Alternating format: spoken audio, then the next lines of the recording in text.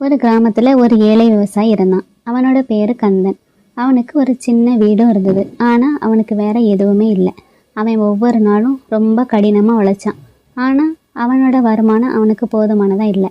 ஒரு நாள் கந்தன் தன்னுடைய நிலத்தில் வேலை செஞ்சிட்டு இருந்தபோது ஒரு சின்ன விதையையும் பார்த்தான்.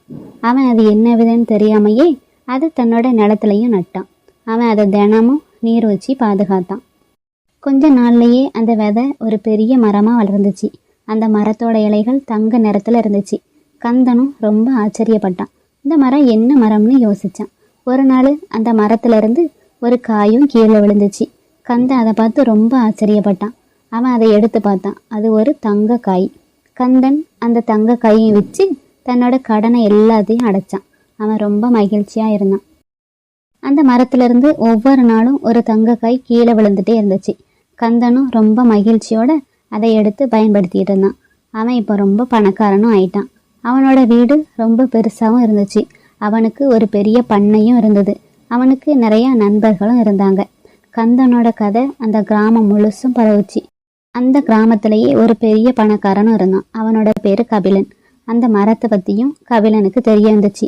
அவன் அந்த மரத்தை எப்படியாவது திருடணும்னு விரும்பினான். ராத்திரி நேரத்தில் கந்தனோட வீட்டுக்கு போய் அந்த மரத்தையும் வெட்டி எடுத்துட்டு போயிட்டான். கபிலன் அந்த மரத்தை தன்னோட நிலத்திலையும் நட்டான்.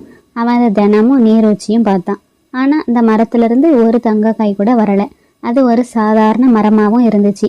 நாளடைவில் அது ஒரு மாதிரி சோர்வாகவும் ஆக ஆரம்பிச்சிச்சு. கபிலனும் ரொம்ப குழப்பமடைஞ்சான். இந்த மரம் ஏன் எனக்கு தங்கம் கொடுக்கலன்னு யோசிச்சான். அவன் கந்தன்கிட்ட எல்லாத்தையும் சொல்லி மன்னிப்பும் கேட்டான். கந்தா, அந்த மரத்தை நீயே எடுத்துக்கோ, எனக்கு அது தங்கமே தரலை ஏன்னு கேட்டான். கந்தனும் சிரிச்சுக்கிட்டே, கபிலா, அது ஒரு மந்திர மரம். அந்த மரத்துக்கிட்ட நீ பேராசை இல்லாமல் இருந்தேன்னா அது உனக்கு நிறைய தங்கத்தை அள்ளி தரும். நீ பேராசையோடு இருந்தன்னா அது தங்கம் தராதுன்னு சொன்னான். கபிலனும் தன்னோட தவறை எல்லாம் உணர்ந்தான். அவன் கந்தன்கிட்ட மன்னிப்பும் கேட்டான். அந்த மரத்தை கந்தன்கிட்டையே திரும்பியும் ஒப்படைச்சான். அந்த மரத்துலேருந்து திரும்பவும் தங்கம் வர ஆரம்பிச்சது. கந்தன் ரொம்ப மகிழ்ச்சியாக இருந்தான். அவன் தன்னோட செல்வத்தை தான் மட்டும் வச்சிருக்காம அங்கே உள்ள ஏழைகளுக்கும் கொடுத்து உதவினான். அவன் ரொம்ப நல்ல மனிதனாகவும் வாழ்ந்தான்.